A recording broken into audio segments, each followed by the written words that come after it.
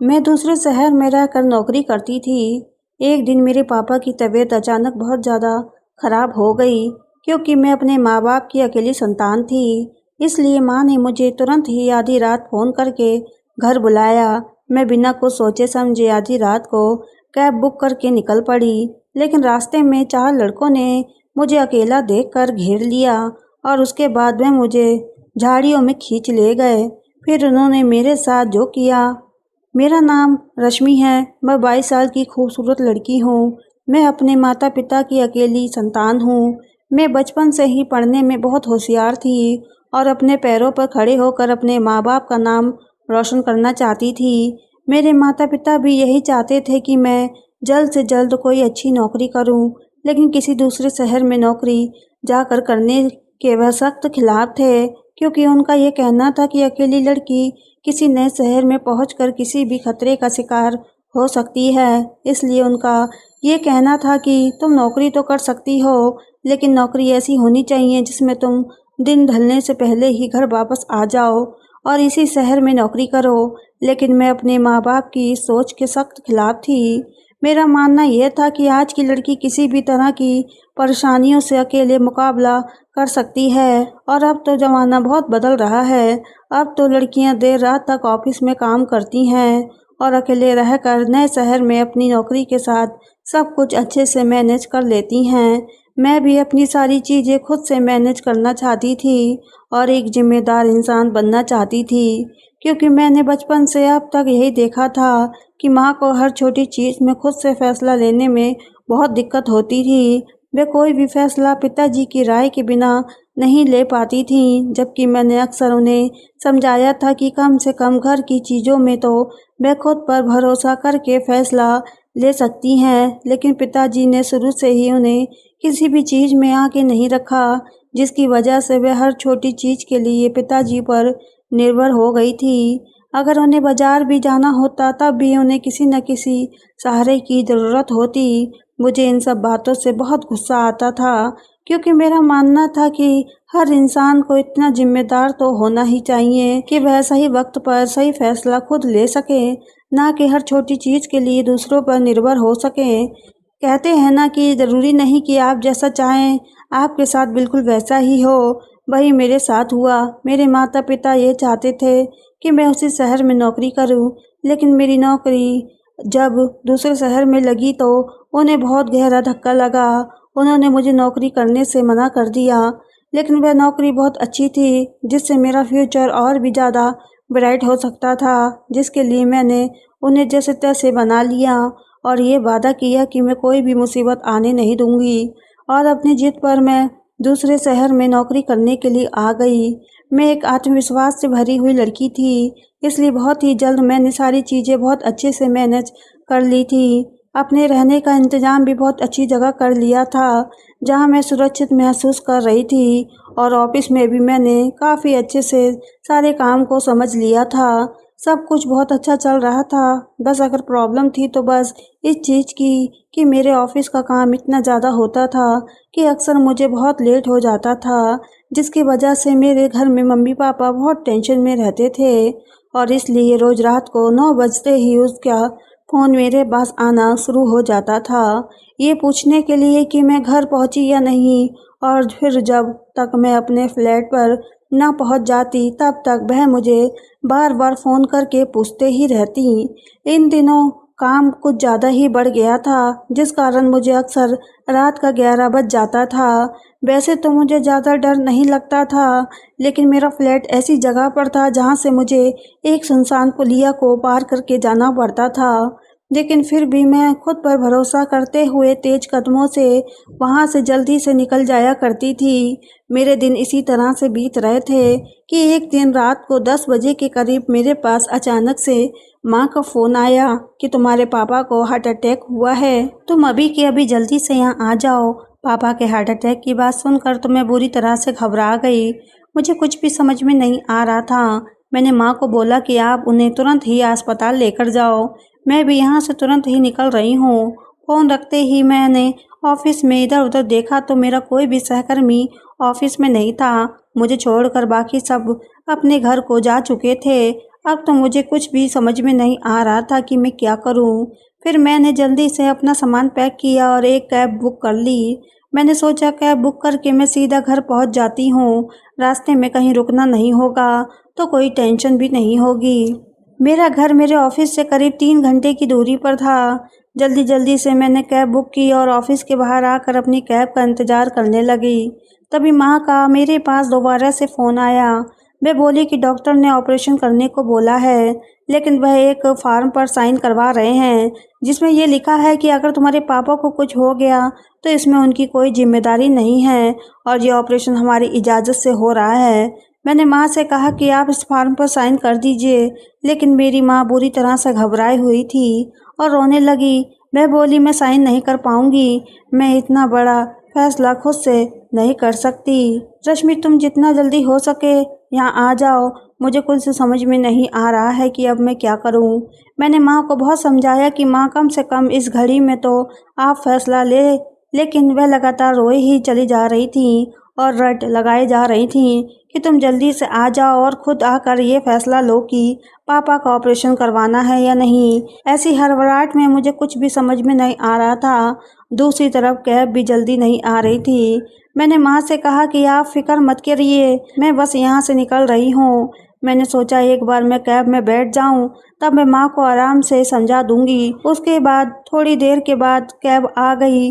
Cab में बैठते ही मैंने ड्राइवर को ओटीपी बताया और पहुंचने का एड्रेस बताया। मैं जब भी कैब बुक करती थी तो हमेशा इस तरह से दिखाती थी कि कोई है जो मुझे लेने आ रहा है, और मैं कैब का नंबर और ड्राइवर के बारे में सारी इन्फॉर्मेशन पहले से ही किसी को बता दे रही हूँ।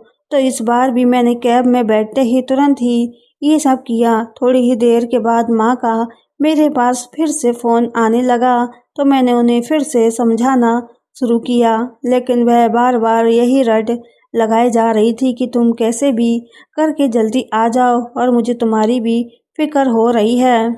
इतनी रात को तुम्हें अकेले वहाँ से आना पड़ रहा है, तुम अपना ध्यान रखना। अकेली लड़की खुली तिजोरी की तरह होती है, कहीं कोई ऊंच नीच हो गई तो हम किसी को मुंह दिखाने के काबिल नहीं रहेंगे। मैंने माँ को समझाया कि आप ये सब बातें अब फ़ोन पर ना करें, क्योंकि फ़ोन की बातें ड्राइवर को सुनाई दे रही थी। थोड़ी देर के बाद मैंने फ़ोन रख दिया। तभी कुछ देर में वह कैब ड्राइवर मुझसे बोला, क्या बात है मैडम, आप बहुत ज़्यादा परेशान लग रही हैं, क्या आपके घर में कोई ज़्यादा बीमार है? तो मैंने थोड़ा सा सख्त लहजे में कहा, तुम्हें इस सब से कोई मतलब नहीं, तुम चुपचाप अपनी गाड़ी चलाओ। वह थोड़ी देर के लिए चुप बैठ गया, लेकिन फिर दोबारा से वह कहने लगा कि क्या आप इतनी रात में अकेली जा रही हैं? मुझे इसके सवालों से डर लगने लगा। मुझे लगा कि कहीं वह मेरे साथ कुछ गलत करने का तो नहीं सोच रहा है, इसीलिए इतनी सारी जानकारी मुझसे एक एक करके इकट्ठा कर रहा है। मुझे माँ पर भी गुस्सा आने लगा कि उन्हें ये सब बातें फ़ोन पर कहने की क्या ज़रूरत थी। अब इसने मेरी बातें सुन ली है तो इसलिए अब ये मेरा फ़ायदा उठाने की कोशिश कर रहा है। मैंने उसे बोला कि तुम जैसा सोच रहे हो वैसा कुछ भी नहीं है, इसलिए चुपचाप अपनी गाड़ी चलाओ, क्योंकि मुझे जल्द से जल्द पहुंचना है। वह एक बार फिर अपनी गाड़ी चलाने लगा। घबराहट के मारे मुझे प्यास लगने लगी। मैंने अपने पर्स में हाथ डाला तो मेरी पानी की बोतल तो ऑफिस में ही छूट गई थी। अब तो मुझे और तेज घबराहट होने लगी। मैंने सोचा कुछ देर के लिए अपनी प्यास को कंट्रोल कर लेती हूँ, लेकिन मेरा गला सूखता ही चला जा रहा था। मुझे सांस लेने में भी दिक्कत होने लगी। मैंने ड्राइवर से बोला, आगे कहीं भी अगर ढाबा दिखे तो वहाँ से एक पानी की बोतल ले लेना। कैब ड्राइवर बोला, मैडम इतनी रात में किसी भी ढाबे पर गाड़ी रोकना बिल्कुल भी सुरक्षित नहीं है। मैंने कहा, तुम अपना ज्ञान अपने पास रखो, मुझे बहुत तेज प्यास लग रही है, इसलिए चुपचाप एक बोतल ले लेना। मैं बोला, मैडम मेरे पास भी एक बोतल पानी है, आप चाहें तो ये पानी पी सकती हैं। उसने मेरी तरफ जैसे ही बोतल बढ़ाई मैंने झट से बोतल ले ली, क्योंकि मुझे बहुत तेज प्यास लगी थी। लेकिन बोतल का ढक्कन खोलते ही मेरा दिमाग अचानक से थनका। मैंने सोचा कहीं ऐसा तो नहीं इसने पानी में पहले से ही कोई नस्ली दवा मिला रखी हो, इसलिए इसने मुझे प्यास लग रही है। ये बात सुनकर तुरंत ही अपनी पानी की बोतल मुझे दे दी। इतना सोचते ही मैंने बोतल का ढक्कन बंद किया और उसे बोतल वापस पकड़ा दी।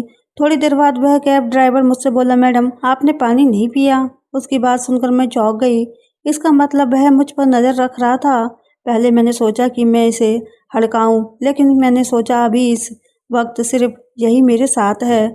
अगर मैं इसके साथ ज़्यादा सख्ती से पेश आई तो यह मेरे साथ कुछ गलत कर ना बैठे।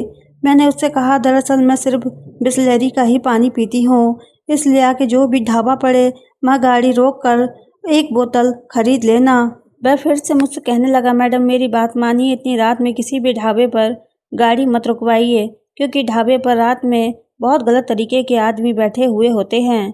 अगर उन्होंने ये देख लिया कि मेरी गाड़ी में अकेली लड़की है तो बहुत मुसीबत हो जाएगी। मैंने कहा, तुम बहुत ज़्यादा बोल रहे हो, जितना मैं तुमसे कह रही हूँ चुपचाप उतना करो। थोड़ी आगे पहुँचने पर ही एक ढाबा आया और ड्राइवर ने ढाबे पर गाड़ी रोक दी और वह पानी की बोतल लेने चला गया। मैंने ढाबे से बाहर की ओर देखा तो 4 लड़के सामने की टेबल पर बैठे हुए थे जो खूब शराब पी रहे थे।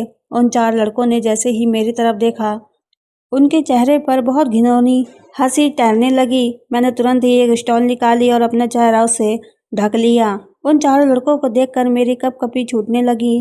ड्राइवर था कि पानी की बोतल लेकर आ ही नहीं रहा था और वे चारों लड़के अपनी जगह से उठकर मेरी तरफ आगे बढ़ने लगे। अब तो मुझे और भी तेज डर लगने लगा। तभी कैब ड्राइवर भागता हुआ आया और गाड़ी में बैठ गया और उसने तुरंत ही गाड़ी स्टार्ट कर दी। तभी वह चारों लड़के गाड़ी की बहुत करीब आ गए और मुझसे बोले, वाह क्या माल है, क्या माल लेकर चल रहा है तू, जरा हमें भी तो चखा। तभी कैब ड्राइवर ने तेजी से गाड़ी भगा दी और वह बोला, देखा मैडम, मैं इसलिए आपको मना कर रहा था कि किसी भी ढाबे पर गाड़ी मत रुकवाइए। मुझे लगा कि सच में ड्राइवर सही कह रहा था। मैंने उसकी बात ना मानकर गलती की, लेकिन फिर मैंने सोचा कि चलो कोई बात नहीं, कम से कम उन लड़कों से पीछा तो छूटा। मैंने कहा, हाँ भाई साहब, आप ठीक कह रहे हैं, लेकिन मुझे बहुत तेज प्यास लगी थी, इसलिए मेरी भी मजबूरी थी। वे बोला, चलिए कोई बात नहीं, अब मैं आपको जल्दी से जल्दी आपके घर पहुंचा दूंगा। मैंने पानी की बोतल से 2 घूंट पिए और थोड़ी सी चैन की सांस ली थी कि तभी कार के साइड मिरर में अचानक से वे लड़के दिखाई देने लगे जो बुरी तरह से चीख रहे थे कि ये माल तो हम चक कर ही रहेंगे। वे लड़के हाईवे पर बहुत बुरी तरह से गाड़ी दौड़ा रहे थे। अब तो मेरे और ड्राइवर के पसीने छूटने लगे। कैब ड्राइवर मुझसे बोला, देखिए मैडम, आपने कितनी बड़ी मुसीबत मोल ले ली। मैं आपको इसलिए मना कर रहा था। मैंने कहा, मुझे क्या पता था कि ये लड़के मेरे पीछे ही पड़ जाएंगे। वह बोला, आजकल इंसान हैवान बन चुका है, इसी वजह से मैं आपको बार बार समझा रहा था। ड्राइवर ने गाड़ी की रफ्तार और भी तेज कर दी। वह बोला, आप फिक्र मत करिए, मैं आपको कुछ नहीं होने दूंगा। वह पूरी स्पीड से गाड़ी को हाईवे पर दौड़ा रहा था, लेकिन वह लड़के भी अपनी गाड़ी की स्पीड बढ़ाकर हमारी कैब की बराबरी करने की पूरी कोशिश कर रहे थे, जिसकी वजह से बार बार उनकी गाड़ी से हमारी कैब में टक्कर हो रही थी। कैब ड्राइवर ने तुरंत ही मुझसे कहा, मैडम पुलिस को फ़ोन लगाइए, नहीं तो हम बहुत बड़ी मुसीबत में फंस जाएंगे। इस घबराहट में मैं तो पुलिस के बारे में ही भूल गई थी। अभी तक मैं कैब ड्राइवर पर शक कर रही थी, लेकिन अब मुझे कैब ड्राइवर में भगवान नज़र आ रहा था।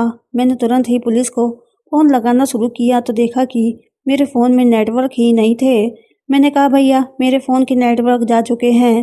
कैब ड्राइवर ने तुरंत ही अपना फ़ोन मेरी तरफ बढ़ाया और बोला, मैडम आप मेरे फ़ोन से नंबर मिलाती रहिए। मैंने जब उसका फ़ोन देखा तो उसके फ़ोन में भी नेटवर्क जा चुके थे। अब तो मेरे हाथ पैर कांपने लगे।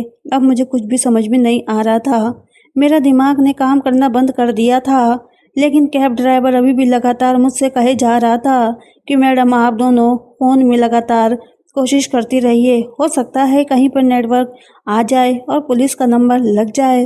वह एक और रफ्तार से गाड़ी दौड़ा रहा था। दूसरी तरफ मुझे भी कोशिश करने को बोलता जा रहा था। तभी उन लड़कों की गाड़ी ने हमारी कैब को एक जोरदार टक्कर मारी और उनकी गाड़ी ठीक हमारी कैब के बराबर चलने लगी। उनमें से एक लड़के ने मुझे आंख मारी और दूसरा बोला, रानी आज तो तुझे हम अपना बना कर ही रहेंगे, चाहे कुछ भी हो जाए।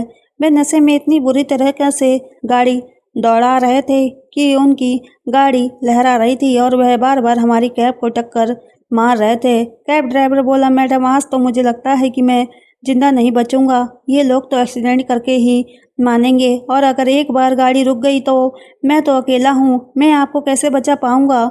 यह तो 4 हैं और ये चारों मिलकर मेरा तो जो करेंगे सो करेंगे, लेकिन आपके साथ तो दरिंदगी की सारी हदें पार कर देंगे। अब मेरे दिमाग में मेरे मम्मी पापा की सारी हिदायतें घूमने लगी कि अकेली लड़की खुली तिजोरी होती है जिसे लूटने के लिए हर कोई मुंह फैलाए खड़ा रहता है। अब मुझे खुद पर गुस्सा आने लगा कि मैंने इतना ओवर कॉन्फिडेंस होकर दूसरे शहर में नौकरी करने का फैसला आखिर किया तो किया ही क्यों। लेकिन अब मैं जिस सिचुएशन में फंस चुकी थी उससे निकल पाना मुझे नामुमकिन लग रहा था, क्योंकि ना तो फ़ोन में नेटवर्क था और ना ही मुझे कोई मदद दिखाई दे रही थी, बल्कि उल्टा मुझे ऐसा लग रहा था कि मेरी वजह से आज ये कैब ड्राइवर को भी बिना बात मारा जाएगा। मेरे ओवर कॉन्फिडेंस की वजह से मैंने कैब ड्राइवर की बात नहीं मानी। अगर मैंने उसकी बात मानकर ढाबे पर गाड़ी नहीं रुकवाई होती तो अब तक मैं सुरक्षित अपने घर की तरफ जा रही होती, लेकिन मैंने खुद ही अपने पैरों पर कुल्हाड़ी मार ली। बेचारे दरिंदे मेरी कैब में बार बार टक्कर मार रहे थे, लेकिन इधर फ़ोन में नेटवर्क था कि आने का नाम ही नहीं ले रहा था कि तभी अचानक उन लोगों ने एक बहुत ज़ोरदार टक्कर हमारी कैब में मारी, जिससे हमारी कैब घसीट कर आगे जाकर रुक गई। उन चारों ने उतरते ही कैब ड्राइवर को पीटना शुरू कर दिया और मुझे खींचकर गाड़ी से बाहर निकाल लिया। मैंने उनसे हाथापाई करने की कोशिश की, लेकिन वे बहुत हड्डे-कड्डे लड़के थे। उन्होंने मुझे कसकर दबोच लिया। कैब ड्राइवर ने भी उनके साथ मारपीट करने की कोशिश की, लेकिन वो अकेला बेचारा उन चारों का सामना नहीं कर पाया। वे उसे बुरी तरह से पीटने लगे। तभी उनमें से एक बोला, इसको यहीं पर बांध कर डाल दे, बिना बात इस पर अपना समय क्यों खराब कर रहे हैं। इसको बांध और जल्दी से इस लड़की को लेकर झाड़ियों में चलो, क्योंकि अब मुझसे सब्र नहीं हो रहा। उन्होंने कैब ड्राइवर को बांधकर वहीं डाल दिया और मुझे घसीटते हुए झाड़ियों की तरफ लेकर जाने लगे, जहाँ घनघोर अंधेरा था। मैं मदद के लिए बुरी तरह से चीख रही चिल्ला रही थी, लेकिन वहाँ मेरी कोई भी सुनने वाला नहीं था। उसके बाद उन्होंने मेरे कपड़े एक एक करके फाड़ने शुरू कर दिए और फिर तो उन्होंने वह किया जिसकी मैंने कभी कल्पना भी नहीं की थी। उन्होंने भी सारे कपड़े हटा दिए और फिर एक एक करके मेरे साथ। मैं अभी भी बुरी तरह से चिल्ला रही थी। उनमें से पहला लड़का जैसे ही मेरे ऊपर आया, वैसे ही मुझे पुलिस के सायरन की आवाज़ सुनाई दी। पुलिस के सायरन की आवाज़ सुनते ही मेरी जान में जान वापस आई और तभी तुरंत ही पुलिस ने आकर उन चारों को पकड़ लिया। मैं इतनी बुरी तरीक़े से घबराई हुई थी कि मुझे अपने कपड़े सही करने का होश ही नहीं रहा, लेकिन लेडी कांस्टेबल ने तुरंत ही मुझे मेरे सारे कपड़े पहनाए और उठाकर गाड़ी के पास लेकर गई। जब मैं वापस कैब के पास पहुंची तो कैब ड्राइवर लहूलुहान खड़ा था। पुलिस वहां अचानक कैसे आ गई ये हमें समझ नहीं आया। तो पुलिस ने बताया कि हाईवे पर हर गाड़ी के चलने की एक स्पीड तय होती है, लेकिन हाईवे पर लगे कैमरे में हमने ये रिकॉर्ड किया था कि 2 गाड़ियां मानक स्पीड से ज़्यादा तेज रफ्तार में लगातार 1 घंटे से दौड़े जा रही हैं। इसलिए हमने तुरंत ही एक्शन लिया और उन गाड़ियों को पकड़ने के लिए निकल पड़े और तुरंत एक्शन लेकर हमने बहुत अच्छा काम किया, नहीं तो आज बहुत बड़ी घटना हो जाती। पुलिस ने बताया, जब हम घटना स्थल पर पहुंचे तो वहां कैब ड्राइवर ने हमसे कहा कि आप मुझे खोलने से पहले जल्दी से उन झाड़ियों की तरफ जाइए, क्योंकि वहां 4 दरिंदे एक लड़की के साथ गलत काम कर रहे हैं। उसकी ज़िंदगी बर्बाद होने से पहले उसे बचा लीजिए। पुलिस की बात सुनते ही मैं कैब ड्राइवर के पैरों में गिर पड़ी। मैंने कहा, भैया आप मुझे माफ़ कर दीजिए, मैंने आपके साथ बहुत गलत तरीके से बात की, लेकिन आप तो मेरे रक्षक थे। आपका बहुत बहुत धन्यवाद। अगर आज आप ना होते तो मेरी ज़िंदगी तो बर्बाद हो जाती। कैब ड्राइवर बोला, मैडम इस दुनिया का हर आदमी दरिंदा नहीं है।